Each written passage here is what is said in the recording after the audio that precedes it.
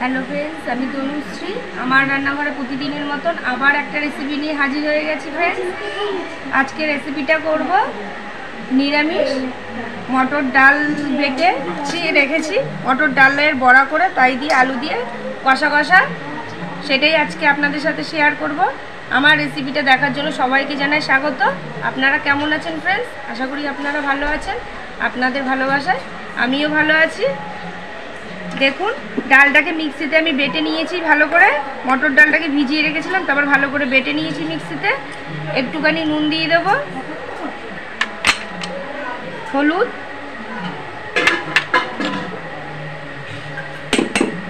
কাঁচা লঙ্কা, পাকা লঙ্কা আর আদা বেটে রেখেছি সেই বাটাও একটু দিয়ে দিলাম।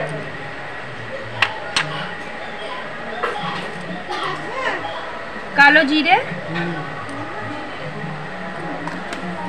ডালটাকে চামচ দিয়ে ভালো করে ফেটে নেব।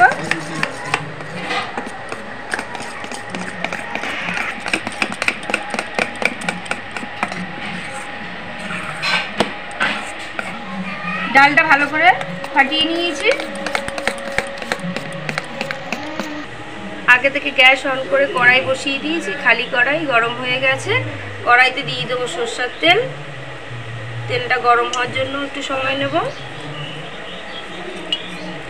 তেলটা গরম হোক, ততক্ষণ আমি একটু ডালটাকে আরও একটুখানি ভালো করে ফেটে নিই, তাহলে ডালগুলো বড়াগুলো খুব সুন্দর হবে, ফোলা ফোলা নরম নরম। তেল গরম হয়ে গেছে, ডাল বাটাটাও ভালো করে আবার একবার ফেটে নিয়েছি, আপনাদের দেখালাম। এবার দিয়ে দেবো বড়ার মতন করে ছোটো ছোটো করে, খুব ছোটো করবো না।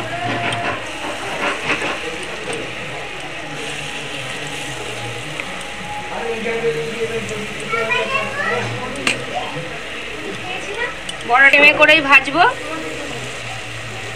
ভালো করে, এপিট ওপিট করে।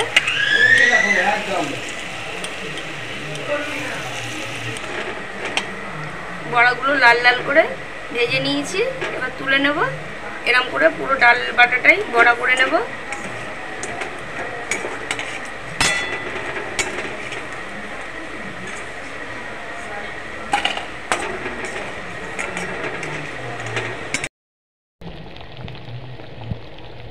দিয়ে দেবো নুন,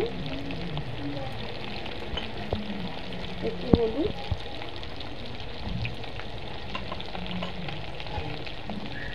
আলুগুলোকে লাল লাল করে ভেজে নেব।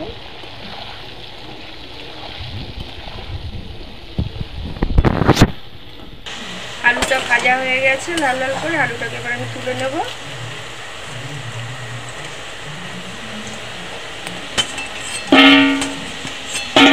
আলু ভেজে তুলে নিয়েছি। আলু ভেজে তেলের মধ্যে ফোড়ন দিয়ে দেবো এলাচ, দুটো তেজপাতা আর গোটা জিরে। ফোড়নটা ভেজে নেব। ফোড়নটা ভাজা হয়ে গেছে, আগে থেকে টমেটো গ্রেট করে রেখেছিলাম, টমেটোটা দিয়ে দেবো। টমেটোটা একটু বেশি করেই দিচ্ছি।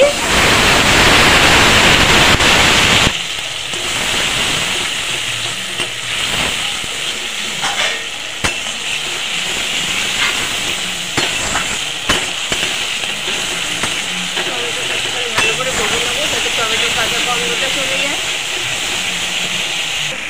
টমেটোটা ভাজা হয়ে গেছে, আগে থেকে যে আদা আর কাঁচা লঙ্কা, পাকা লঙ্কা সব বেটে রেখেছিলাম সেটাও দিয়ে দেবো।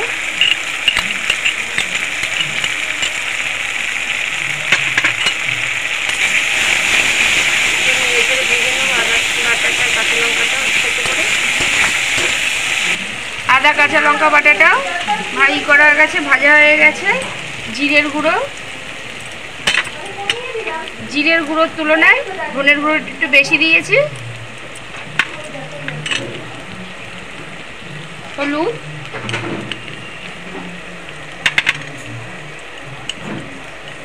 স্বাদ মতো নুন, অল্প একটু জল দিয়ে মশলাটাকে ভালো করে কষিয়ে নেব।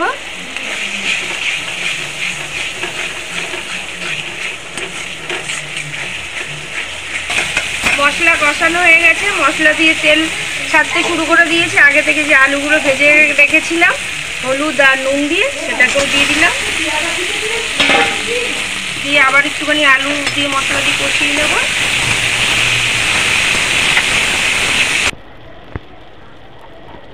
আলু দিয়ে মশলা কষাটা হয়ে গেছে, এবার জল দিয়ে দেবো পরিমাণ মতন। জলটা একটুখানি বেশিই দেবো।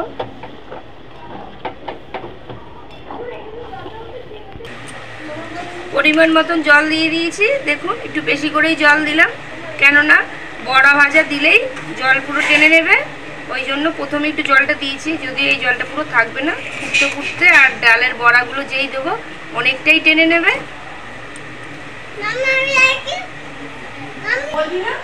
গোটা গরম মশলা একটু শিলে বেটে নেব।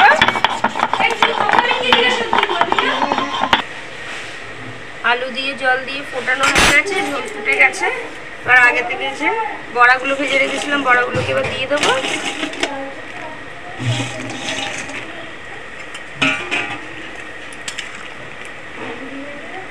বড়াগুলোকে একটু ঝোলের মধ্যে নেড়ে চেড়ে ডুবিয়ে দেবো।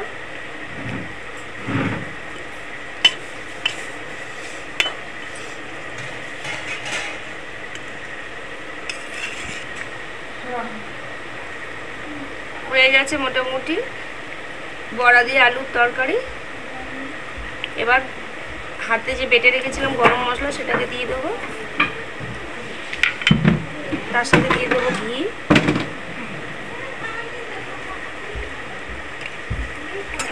একটুখানি হালকা করে ফুটিয়ে নেব। সব কিছু দেওয়া হয়ে গেছে, একটু ফুটেও গেছে। এবার আমি নামিয়ে নেবো। যেহেতু মটর ডালের বড়া ঝোল একদমই টেনে নেবে, তাই একটুখানি দেখুন রেখেছি। এটাও পুরো একদম টেনে পুরো একদম মাখামাখাই হয়ে যাবে। এই নিরামিষ দিনে এরকম মটর ডাল বেটে আলু দিয়ে এরকম তরকারি করে দেখতে পারেন, খুবই ভালো লাগবে ভাতের সাথে কিংবা রুটির সাথে। আমার মতন একদিনকার করে দেখবেন রেসিপিটা, খুবই ভালো লাগবে। যদি ভালো লেগে থাকে তাহলে প্রতিদিনের মতন পাশে থেকে লাইক শেয়ার সাবস্ক্রাইব করে দেবেন। ভালো থাকবেন, সুস্থ থাকবেন। Thank you.